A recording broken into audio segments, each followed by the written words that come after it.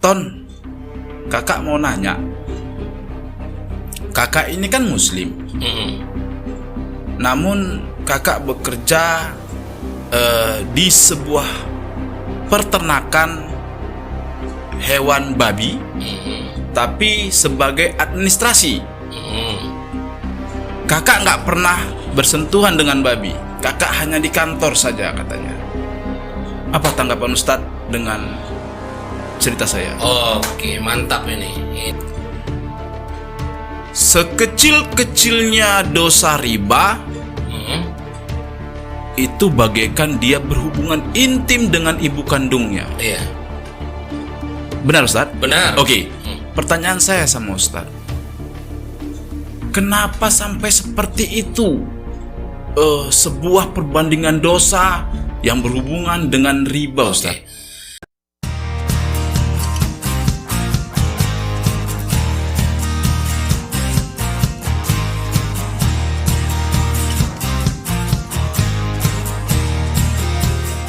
Assalamualaikum warahmatullahi wabarakatuh. Waalaikumsalam warahmatullahi wabarakatuh. Apa kabar teman-teman Papi Tepo di Nusantara? Saya berharap kita semua dalam kondisi sehat dan tentunya limpahan rahmat dan rezeki tetap mengalir kepada kita dan keluarga. Amin. Amin. Ini yang ketiga kalinya saya duduk bareng dengan Ustadz Abdul Hajiz. Tapi sedikit ada perbedaan. Kalau kemarin di konten pertama sangat-sangat tajam materi-materi yang kami sampaikan. Hari ini saya memastikan bahwasanya materi yang saya suguhkan kepada teman-teman adalah materi di mana kita melihat, bahkan mungkin kita bagian dari pelaku di dalamnya. Setelah bersama Papi Tepo, kita panggil aja UAS. Selamat pagi, Ustaz. Pagi. Apa Bang kabar? Tony. Alhamdulillah sehat. Alhamdulillah. Sehat Bang Tony ya? Alhamdulillah sehat. Alhamdulillah. Kali ini saya luan yang bertanya ya. Boleh. Kemarin soalnya Ustadz udah curi start saya curi kemarin. start, ya. Ini nggak boleh curi start. Nggak ya? boleh, makanya saya langsung bilang, apa kabar Ustadz? Saya bilang, Alhamdulillah. Sehat selalu pokoknya ya. Ya. Alhamdulillah. Senang di Papi Tepo Channel. Bosan kan? Oh, insya Allah. Berapa kali pun kita siap diundang sama Papi Tepo Channel. Alhamdulillah. Supportnya teman-teman. Subhanallah. Mungkin saya nggak bisa ngebalas, tapi saya percaya Allah akan membalasnya teman-teman. Jadi teman-teman, wajib selalu tonton, like, share, komen, dan subscribe Papi Tepo Channel. Biar makin berkembang ya kan channel ini, insya Allah. Kru, kayaknya posisi duduk kami tapi beda nampaknya hari ini. Harusnya saya yang di sana sepertinya. Menolong saudara ini ya kan, promosi gratis ya kan.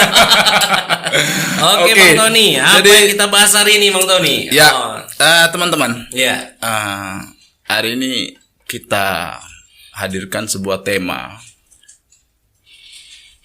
pejuang nafkah dalam sudut pandang Islam.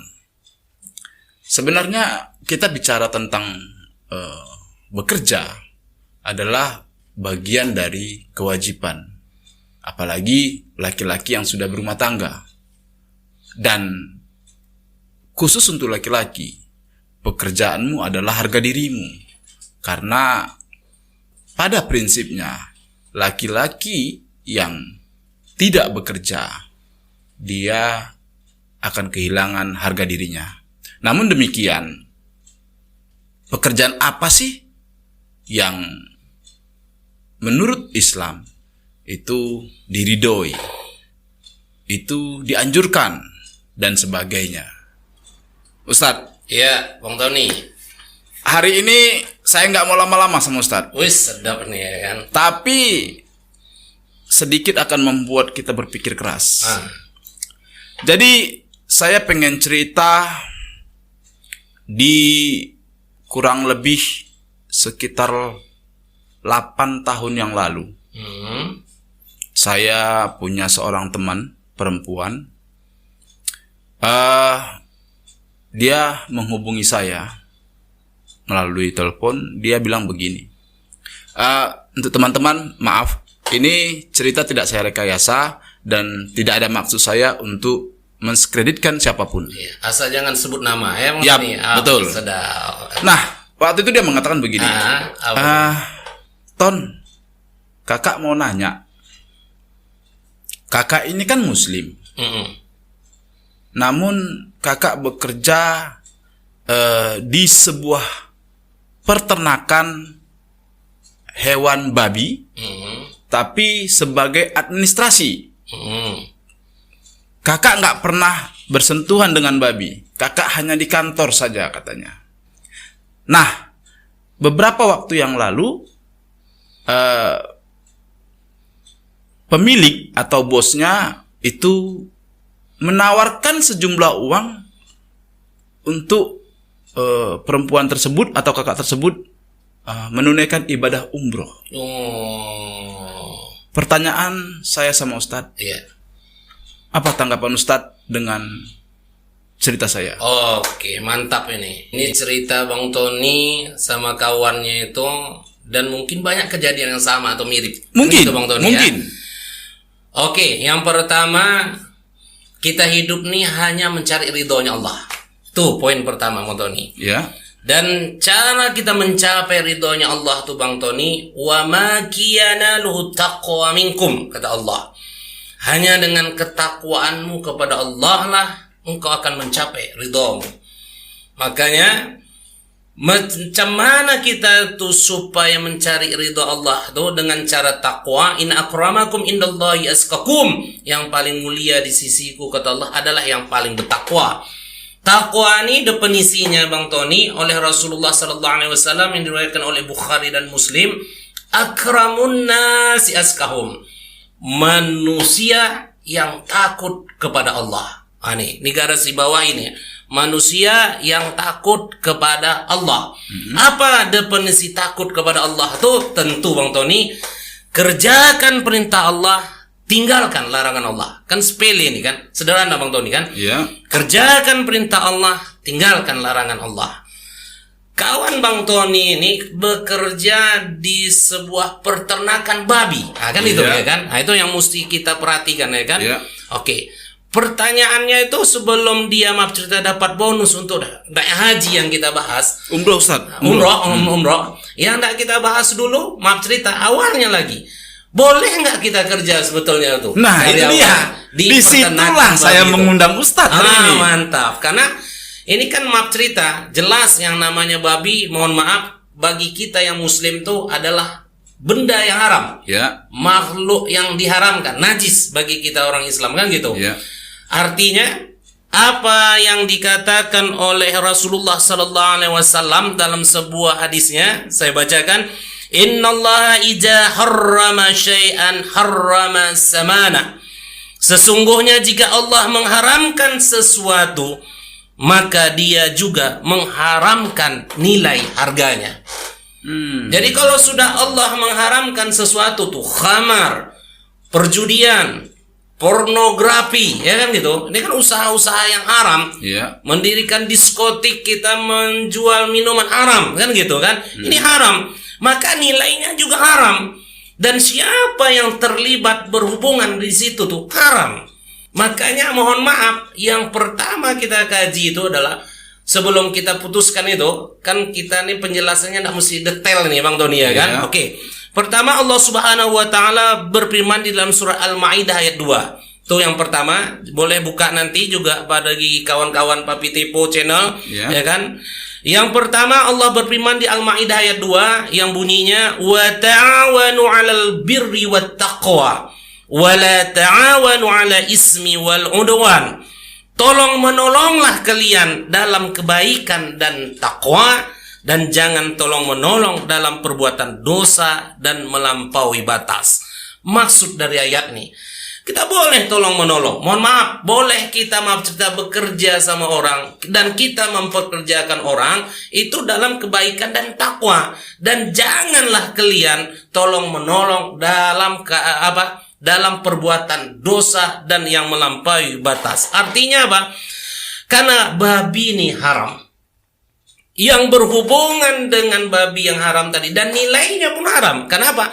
Peternakan babi ini kan dibuat ternakan untuk didagangkan, betul Bang Tony? Iya. Kan? Dan hasil penjualan babi ini adalah haram. Dan kita yang bekerja walaupun sebagai pencatat administrasi adalah haram. Tapi pertanyaan yang paling berkembang tentu Bang Tony, ya kan? Kalau tak macam tuh tak kerja, kan gitu Bang Tony? Iya. Betul Bang Tony kan? Berapa banyak orang Islam yang bekerja di diskotik, di bar, ya kan? Yang mohon maaf menyediakan minuman khamar dan sebagainya kerja di situ, atau di kerja dia di perbank yang konvensional, yang menyebarkan duit riba dan sebagainya, betul Bang Tony kan? Atau di usaha-usaha leasing dan sebagainya, berapa banyak? Sedangkan itu mohon maaf, itu adalah haram. Berarti orang yang berhubungan di situ adalah haram. Makanya mohon maaf, yang pertama kita bahas kerjanya saja sudah haram, apalagi dapat bonus dia ndak umrah. Mohon maaf, itu pun kalau bisa jangan diterima, karena pergian kita itu mohon maaf, dalam kesepakatan ulama memang orang yang berangkat haji atau umrah, al haji wal umrata lillah, pergilah haji dan umrah itu hanya karena Allah. Kalau betul karena Allah, kenapa yang haram kita buat? Tapi ada pertanyaan orang, macam mana ibadah sucinya? Ibadah sucinya sah. Kenapa? Karena dia melaksanakan rukun dan sah. Tapi nilainya tetap haram. Oke Ustaz. Oke, nah, Tony. sebenarnya tadi ada 1-2 kalimat Ustadz yang kalau bahasa saya curi start. Curi start. Kenapa saya bilang begitu? Karena di pertanyaan kedua ini akan saya tanyakan. Oh gitu. Iya. Itu kebiasaan jelek saya. Pas. Ya? Bukan jelek Ustaz. Apa? Saking cerdasnya. Oh enggak. Yang belum ditanya sudah dijawab. Oh gitu ya. Saya maksudnya supaya jangan tertinggal Bang Tony. Oh ya. gitu pula. Rupanya itu pertanyaannya ya. Yang apa kedua. Bang Tony. Tadi udah Ustaz sebut. Jadi kita masih bicara tentang pekerjaan teman-teman, tapi tetap dalam sudut pandang Islam. Oke. Nah, kalau salah dikoreksi Ustaz. Boleh, Bang Tony. Saya pernah dengar, pernah baca, yang katanya kalimatnya begini Ustaz. Sekecil-kecilnya dosa riba, itu bagaikan dia berhubungan intim dengan ibu kandungnya. Iya. Benar Ustaz? Benar. Oke. Pertanyaan saya sama Ustaz. Kenapa sampai seperti itu? Sebuah perbandingan dosa yang berhubungan dengan riba Ustaz. Yang jelas Allah benci kali sama kita, maaf cerita, mencari rezeki yang haram. Ya kan gitu. Ya. Dan kenapa riba nih? Bahkan Allah di dalam salah satu ayatnya mengatakan salah satu dosa yang berani mengajak genderang perang sama aku, kata Allah Ta'ala, itu adalah orang yang memakan harta riba. Jual beli itu halal, tapi riba haram. Kenapa? Karena mungkin berdampak buruk kepada yang lain. Karena coba tengok sekarang, yang paling susah kita mengelakkannya, mohon maaf Bang Tony, sekarang ini tidak ada, hampir ya, bukan tidak ada ya, hampir seluruh rakyat berhubungan dengan riba. Betul nggak Bang Tony? Sedangkan itu haram. Sedangkan sudah diancam oleh baginda Rasulullah SAW, orang yang makan duit riba tuh, mohon maaf, sama dengan melakukan zina sama orang tua kandungnya. Kan itu tegas itu. Supaya kita jangan makan duit haram nih. Karena mohon maaf, duit haram nih kan banyak, harta batil nih Bang Tony kan. Siapa yang makan harta batil itu, dia kekal itu. Maaf cerita di dalam neraka. Contoh dia di surat An-Nisa ayat 13 dan 14. Kalau kita bicara masalah harta warisan, salah satu harta yang boleh kita makan itu misalnya contoh warisan. Apabila warisan itu sudah diselesaikan sama yang meninggal ketun-ketunnya, maka sisa itu boleh kita makan harta warisan itu kan halal. Tapi siapa yang curang terhadap harta warisan? Bayangkan ini harta warisan, kenapa saya kaji? Itu kan sama saudara itu. keluarga kan, yang dapat Iya, warisan keluarga. betul. Itu pun kalau kita curangi, tidak memenuhi ketentuan yang dibuatkan oleh Allah di surat An-Nisa ayat 11 dan 12-nya untuk harta warisan tuh, ada yang mencuranginya. Mohon maaf. Seharusnya bagian dia 1/6 Ya. atau 1/8, Ya. tapi dikuranginya. Siapa yang makan tuh tidak memenuhi ketentuan nih kata Allah di An-Nisa ayat 14-nya, maka ancamannya dia masuk neraka dan kekal di dalamnya. Bayangkan, makan harta saudara sendiri saja itu pun begitu ancamannya, apalagi makan harta orang lain. Betul nggak Bang Tony? Betul. Begitulah riba tuh. Kenapa? Kita menyiksa saudara kita. Mohon maaf Bang Tony, beli kereta yang seharganya 20 juta jadi 36 juta. Maaf cerita, sengsara dikejar-kejar sana kemari karena riba tadi. Betul Bang Tony kan? Haram. Nah, kenapa? Karena kita ada yang perbuatan zolim yang kita buat sama dia kan, dan sesuatu yang zalim itu mesti kita hentikan. La yazlimu wa la yantahi kata Rasul. Perbuatan zolim yang macam itu mesti dihentikan. Makanya kita berharap kepada saudara-saudara kita, memang berat ini. Kerja di bank, mohon maaf, yang ada unsur ribanya. Kita jangan sebutkan nama banknya lah Bang Tony kan. Udah tahu, ulama sudah sepakat itu mengatakan itu haram dan sebagainya. Makanya sekarang ini dibuatlah model bank-bank syariah. Walaupun ini maaf cerita tanda kutip juga. Ada yang sebagian ulama menghalalkan, ada sebagian ulama tetap haram. Kenapa? Permainnya di situ-situ juga kan, begitu kan? Betul. Insya Allah mudah-mudahan kita terhindar dari riba nih, karena memang ancamannya luar biasa dan betul-betul jolim sama orang. Jelas lah jolim. Kan gitu Bang Tony. Orang minjam 1 juta, kita suruh bayar 1,5 juta. Kita kejar, kadang sampai larinya dari pintu dapur. Kan gitu Bang Tony ya kan? Terus siksa, tidak, kita sita, jaminnya diambil. Cobalah, jaminan diambil, tak bayar, bunga ke bunga tak selesai. Terakhir, pokoknya tak seberapa, bunga ke bunga. Mohon maaf, sampai kadang kasusnya di penjara. Jelas, udah Rasul ingatkan, ini jangan coba-coba. Ini riba, dosa yang sangat besar. Salah satu maaf cerita pekerjaan yang haram juga di situ, dan yang berhubungan dengan ini tetap juga haram. Oke, Ustaz. Nah, gini teman-teman. Saya tetap bicara tentang Pekerjaan. pencari nafkah dalam sudut pandang Islam. Tapi saya mau bilang sama teman-teman, ada sedikit yang akan saya buat skala pembanding kepada Ustadz Abdul Aziz. Jadi gini Ustadz, kita bicara riba, maaf pekerjaan ya. Ini kan personal to personal. Oke. Ingat ya Ustadz ya. Oke. Saya sedikit pinggir. Oke. Khomar yang notabene disebut dengan induknya kejahatan. Dari khomar orang bisa membunuh, bisa memperkosa, bisa mencuri. Betul. Riba hanya berhubungan antara personal satu dan personal lainnya. Maaf Ustadz, saya hanya ingin membuat skala pembanding. Sebenarnya, bagaimana sih para pekerja atau pedagang minuman keras dibanding dengan para pekerja yang membungakan uang untuk tingkatan dosa besarnya? Oh, gitu. Silakan Ustadz. Oke. Pertanyaan ini kan memang masuk ke logika kita, ya kan? Kenapa ancaman riba begitu luar biasa? Pas ya kan? Ustadz, itu maksud saya. Kan gitu nih, arahnya ke sana nih Bang Tony ya kan? Ya. Insyaallah dengan hati kita yang bersih, dengan ketakwaan kita kepada Allah Subhanahu wa taala, mudah-mudahan kita paham apa yang dimaksudkan oleh Allah dan sunnah baginda Rasulullah sallallahu alaihi wasallam. Apapun ceritanya, mungkin dari logika kita, ini lebih berat lagi sebetulnya makan riba nih. Sebetulnya kan, karena apa? Ancamannya ngajak perang sama Allah Subhanahu wa taala. Iya. Berzina sama orang tua kita ya kan. Sedangkan ada satu bahasa mengatakan, oh induknya dosa ini adalah amal. Iya. Kan gitu itu ya Ustaz. kan? Kan begitu. Benar. Tapi yang dikatakan induknya khamar ini kan memang ada riwayat yang menceritakan bahayanya orang yang minum khamar nih. Sehingga dia mohon maaf waktu kejadian itu dia bahkan memperkosa seorang wanita. Iya. Dia bahkan membunuhnya. Iya. Kan begitu nih kan? Terjadi seolah-olah wah ini induknya dosa nih. Banyak ustadz juga mengatakan itu. Jadi saya jelaskan juga di podcast ini tidak seperti itu perbandingan kita.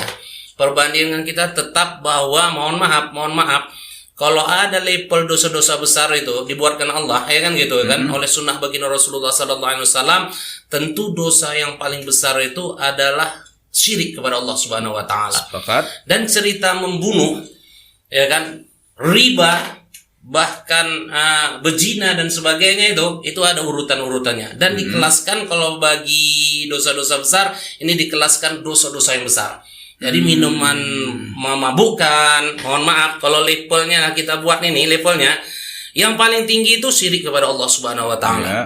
Setelah itu inilah masuk nih, membunuh, minuman khamar, makan duit riba dan sebagainya, ini kelas dosa-dosa besar. Tinggal lagi mungkin seninya di dalam Al-Qur'an dibuatkan Allah, mungkin daya pikir kita berbeda-beda, seolah-olah ini sama dengan berzina sama orang tuanya. Ini bisa nih induknya dosa nih dan sebagainya, ya kan? Tapi apapun ceritanya di podcast ini nak kita sampaikan Bang Tony berdasarkan firman Allah dan sunnah baginda Rasulullah. Jangan pernah melakukan maaf cerita riba dan khamar, itu dah adilnya, ya kan? Dan jangan pernah berhubungan dengan situ. Kenapa? Saya lanjutkan nih Bang Tony, mohon maaf, saya mesti sampaikan firman ini. Kenapa? Kita mesti sanggup kerja tinggalkan kerja yang macam ini walaupun butuh proses. Misal udah bertahun-tahun kerja di situ kan, mau nak pindah macam mana? Tapi yakinlah Allah yang ngatur semuanya. Betul nggak Bang Tony? Ya. Betul nggak saudara-saudara Papi Tepo channel yang dirahmati Allah? Karena Allah berfirman di dalam surah At-Talaq ayat 2 sampai 3 dulu. Apa kata Allah? Wa may yattaqillahu yaj'alu makhraja wa yarzuqhu min haitsu la yahtasib, kata Allah. Barang siapa yang bertakwa kepada Allah, niscaya dia akan mengadakan baginya jalan keluar. Siapa yang bertakwa kepada Allah, betul-betul bertakwa kepada Allah, Allah akan kasih jalan keluar sama dia, ya kan? Dan memberi rezeki dari arah yang tidak disangka-sangka, Bang Tony. Ini Allah langsung berfirman. Jadi wahai saudara-saudaraku yang hari ini mendengar, rupanya aku kerja diskotik nih haram. Yang berarti aku nih kerja berhubungan dengan riba nih aku haram. Yakinlah karena Allah, takwa kepada Allah, Allah akan kasih jalan keluar tuh. Ini diperkuat oleh sabda baginda Rasulullah, Bang Tony. Innaka lan tada'a syai'an lillahi azza wa jalla illa baddalakallah bima huwa khairul laka min. Sesungguhnya jika engkau meninggalkan sesuatu karena Allah. Nih, maksudnya tadi Rasul nih, ini haram nih, ini tak boleh nih. Sesungguhnya engkau meninggalkan sesuatu tuh memang karena Allah, niscaya Allah akan memberi ganti kepadamu dengan yang lebih baik. Wa may yattaqillahu yaj'alu makhraja. Yakinlah saudara-saudaraku, Bang Tony yang dirahmati Allah, saudara-saudara kita yang mohon maaf kalau kita katakan mungkin dulu waktu masuk tak tahu, betul nggak Bang Tony?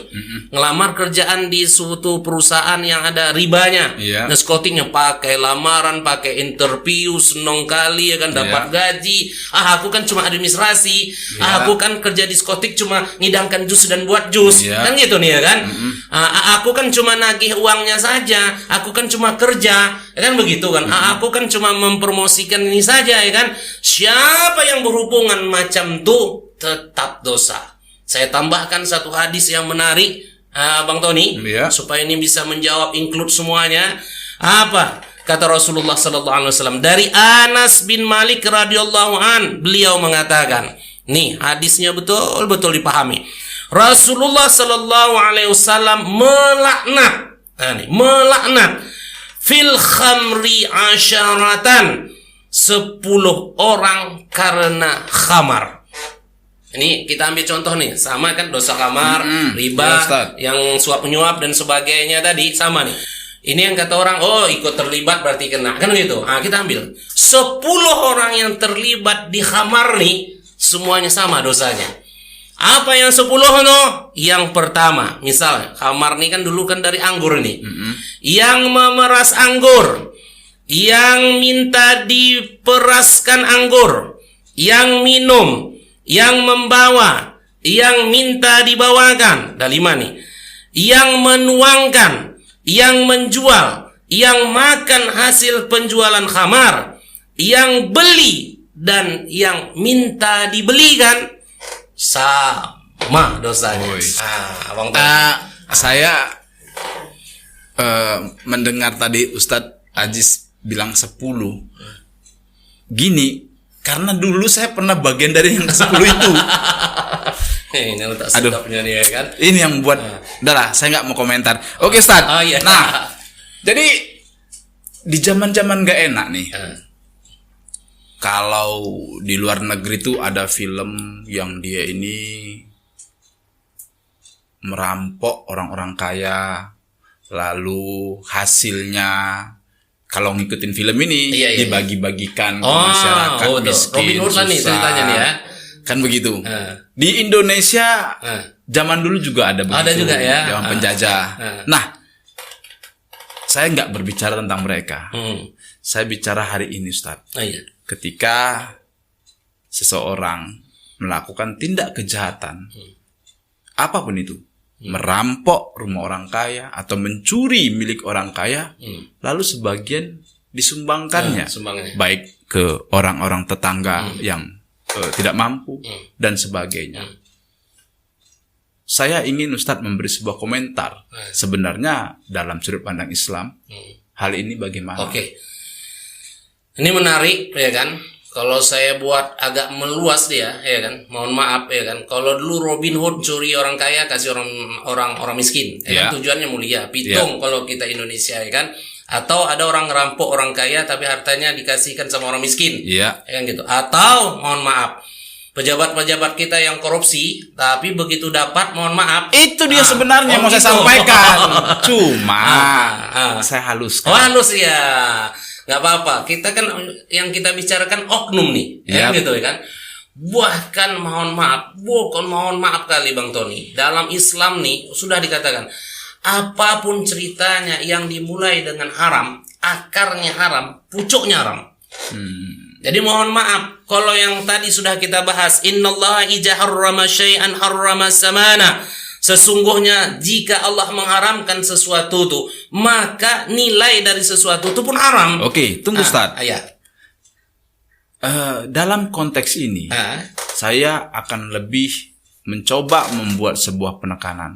Masyarakat yang tidak mampu, mungkin saja dikarenakan seorang pemimpin yang tidak bijak mengelola keuangan dan mengakibatkan masyarakatnya menjadi susah.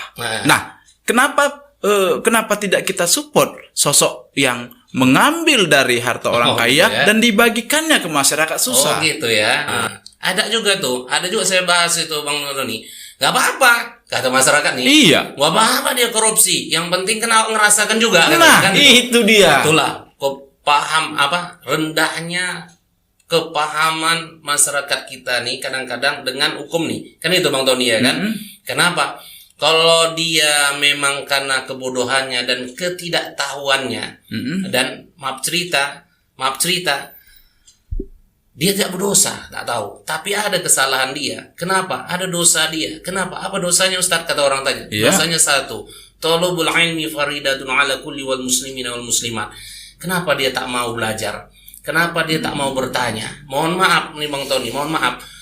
Pak, ini beras, mohon maaf, dapatnya dari mana? Mana ada orang yang bertanya? Oh, enggak lah. Ya kan? Asik kali dapat amplop 100.000, dapat beras 10 Salam kilo, terus. minyak makan ya kan? Oh, makasih Pak. Itulah orang baik. Betul nggak Bang Tony kan? Betul. Kalau masyarakatnya memang seperti itu dan tidak tahu, karena maaf cerita yang ngasih tahu pun tak ada, dia pun tak mau tahu, sampai kadar itu hukumnya yang menerima tak ada masalah. Nah, dia tidak terkena dosa. Tapi dosa dia satu. Kenapa dia tak mau bertanya dan tidak tahu, mau mencari tahu. Ini sebetulnya yang kuterima nih, apa aja nih? Halal enggak? Apakah suap? Atau kan sebagainya, kan begitu ya kan? Iya. Nah, jadi kalau kita kaji lagi Bang Tony, masuk ke dalam ranah kita yang macam nih, segala sesuatu yang dimulai haram, itu sampai seterusnya haram. Bahkan walaupun ada setengah ulama kaji dan sebagainya, itu haram dan halal dipisah. Kalau haramnya aja dikeluarkan, halalnya tinggal, itu bisa sah katanya kan. Tapi dalam kita banyak kajian ya kan, sesuatu yang sudah dicampurkan itu mohon maaf jadi haram semuanya. Kenapa? Ada mulanya. Contoh, ini tidak kemana-mana cerita kita. Kita juga tidak cerita politik kan di sini. Tidak, kita cerita dakwah di sini. Iya. La'anallahu rashi wal murtasi ar-rasi wal murtasi finnar, kata Rasul. Dari Ibnu Abbas, Allah laknat orang yang menyuap dan yang disuap, yang menyuap dan yang disuap tinggalnya di neraka. apa sensitivitasnya di bawah, masyarakat tak tahu itu bahwa sarung, kerudung, telekung tuh, duit cepek, limpul, itu mereka tak tahu disuap, mereka taunya dikasih, betul nggak, Bang Benar, Tony? benar. Orang nggak minta dikasih, kan gitu. Padahal dari segi hukum, Bang Tony juga orang hukum, udah tahu tuh. Dari undang-undang suap menyuap pun udah tahu. Usahakan 100.000, usahakan sembako, sesuatu yang diberikan kepada seseorang, mohon maaf, ya kan, dengan niat begini bono, dengan niat supaya tidak memilih saja pun adalah termasuk, maaf cerita, undang-undang money politik, ya, benar. kan begitu ya kan. Ya. Artinya apa? Dalam segi agama itu sudah masuk suap. Dan siapa yang duduk dengan melakukan hal ini, haram jabatannya tuh. Makanya tegas saya katakan, orang yang masuk PNS, polisi, tentara dan sebagainya, dia nyuap 100 juta, 150 juta, apapun bentuknya, yang namanya suap tuh tetap haram. Makanya Rasul katakan, la'anallahu rashi wal murtasi, ar-rashi wal murtasi finnar. Allah laknat orang yang menyuap dan yang disuap. Yang menyuap dan disuap tinggalnya di neraka. Oke, mudah-mudahan mantap yang dengar nih paham. Ya. Suap menyuap itu haram, ya kan? Jadi teman-teman, supaya tak haram, kamu sama pasanganmu saling menyuapi. Itu saran saya. Itu yang halal ya? Pas kan Ustaz? Oke. Sama sabu. Ada juga yang halal. Bang. Sarapan bubur. Iya. Nah, jadi gini Ustaz. Ada sebuah ayat. Tetap kalau saya salah dikoreksi Ustaz. Boleh. Mengatakan, janganlah kamu dekati zina. Oke. Jadi teman-teman, kita tidak membahas zinanya di sini. Kita tetap fokus bicara tentang kerja. Iya. Tanpa maksud menskreditkan siapapun. Sekali lagi saya ingatkan, ini hanya edukasi. Jadi Ustadz, kita bicara seorang perempuan yang mana karena traumatiknya, karena rasa kecewanya dengan laki-laki, dengan kehidupannya, akhirnya dia memilih jalan sebagai penjajah tubuh. Atau dalam bahasa Indonesianya, wanita tunasusila. Nah, sejak awal kita selalu mengatakan dasarnya haram ya haram. Kan begitu.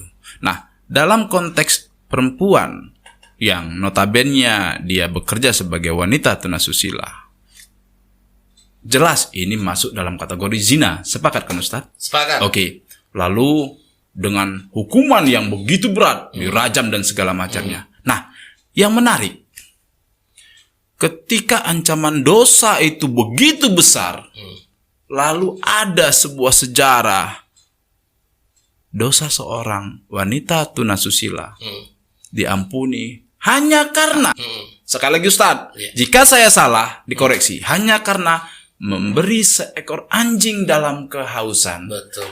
Saya ingin Ustaz memberi sebuah analogi yang mungkin teman-teman di luar sana bisa mencernanya. Silakan Ustaz. Terima kasih. Oke, pertanyaan Bang Tony ini ada bagusnya. Karena apa? Memahami sesuatu itu dengan logika, ya kan, supaya mengajak channel Papi Tepo ini berpikir, ya kan. Iya Ustaz. Hukum Islam itu mesti masuk akal. Setuju. Betul, ya kan? Kasus yang Bung Tony sampaikan itu benar. Dan bahkan ada lagi satu kasus yang lebih menarik lagi, supaya saya perbandingkan tadi. Siap. Karena jawaban saya untuk yang dua kasus ini satu jawabannya, kan. Rasulullah SAW langsung ceritakan ini, Sahih Bukhari dan Muslim, ya kan. Mungkin kita juga sering dengar, ya kan. Ada seorang preman lah kalau bahasa kita, bandit besar, yang bunuh 99 orang. Ketika tidak tobat, ya kan gitu. Dia datangi satu guru, ngomongnya tak sedep, masuk pisaunya ke perut tuh, bub, selesai, ya digenap 100. Ketika ada 100 tuh, dapat hidayah dia. Apa hidayahnya? Betul-betul dia berpikir dan menyesal. Kenapa lah aku udah bunuh 99 orang? Aku betul-betul tidak belajar, kecewa karena hatiku nih kotor kali. Tersentuh hatiku ngomong orang, marah aku bunuh. Sekali nih Allah, aku betul-betul ya Allah, tobat aku ya Allah, tobat aku ya Allah. Rupanya inilah arti tobat tuh.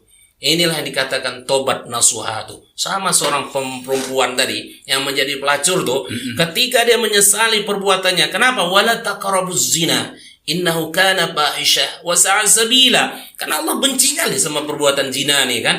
Mungkin karena dia sudah melakukannya begitu banyak kali dan dia sadar dengan kesalahannya itu. Dalam kisah itu diceritakan, dalam riwayat itu diceritakan Bang Tony, seorang perempuan ini betul-betul tobat kepada Allah, menyesali perbuatannya dengan betulnya. Dan Allah sudah katakan sebagaimana sabda baginda Rasulullah, taubat seseorang akan diterima oleh Allah apabila ruhnya belum melewati kerongkongannya. Tobat ini hanya Allah yang bisa menerimanya dan Allah yang maha tahu. Dalam dua kasus ini memang tobat kedua-duanya diterima oleh Allah Subhanahu wa taala. Bayangkan kebaikan yang dibuatnya. Ketika dosanya dihapuskan oleh Allah Bang Tony seperti kertas yang putih, logikanya dia hanya sedikit aja buat kebaikan. Si perempuan ngasih minum anjing yang kelaparan, yang laki bunuh 100 orang nih hanya hendak belajar nuntut ilmu, mencari orang yang tepat. Begitu dilangkahkannya kakinya sekian langkah, dalam riwayat tak tentukan berapa langkahnya, taruhlah 2-3 langkah. Capek dia, duduk dia di pohon kayu itu. Allah tarikkan perjanjiannya. Memang Allah memang di situ matinya dia. Kullu nafsin zaikatul maut tadi ditarikkan hitungan amal kebaikannya. Ketika dosanya, logikanya dosa sudah dihapuskan, kebaikannya cuma nak menuntut ilmu. Menuntut ilmu apa hukumnya? Wajib.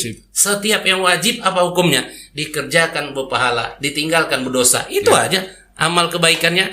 Kenapa? Karena dibalas jihad fisabilillah. Orang yang ikhlas karena Allah menuntut ilmu.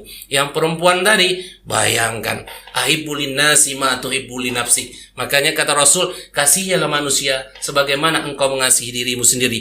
Ini bukan manusia yang dikasihinya, anjing. Yang dalam kita Islam nih, mohon maaf, anjing dan babi adalah binatang yang tidak ada cerita, itu adalah najis, kan begitu ya kan?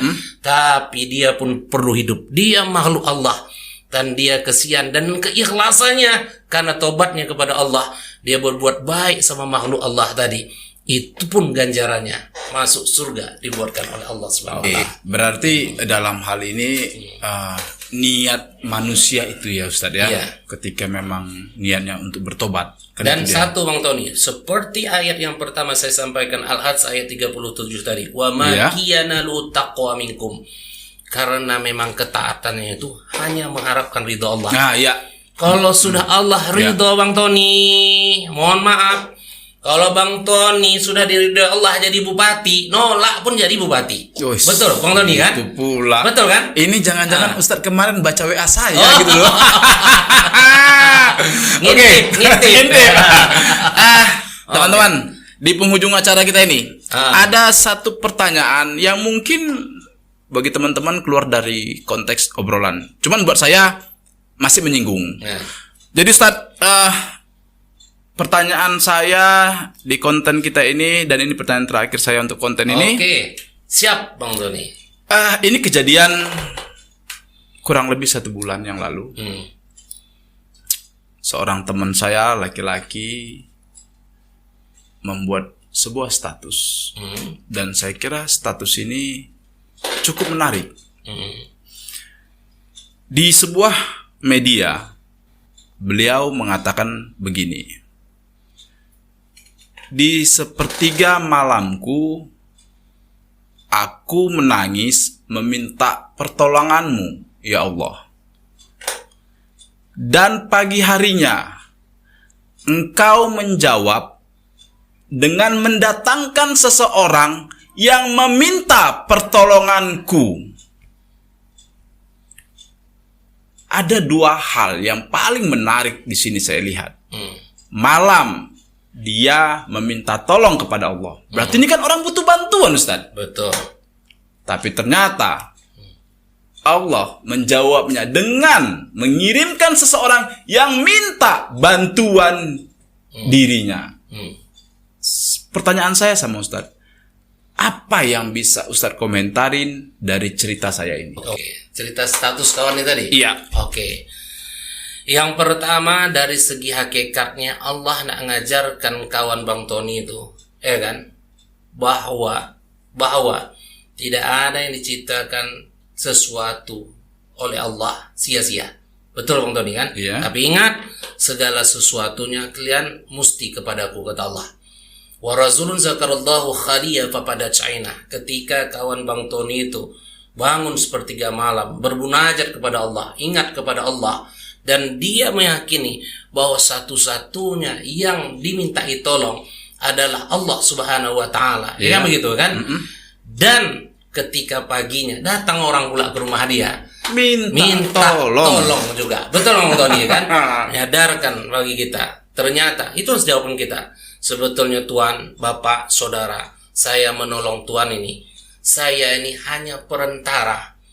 Karena yang nolong itu sebetulnya Allah Subhanahu wa taala. Saya hanya perantara Allah untuk Tuhan. Kan begitu ya kan?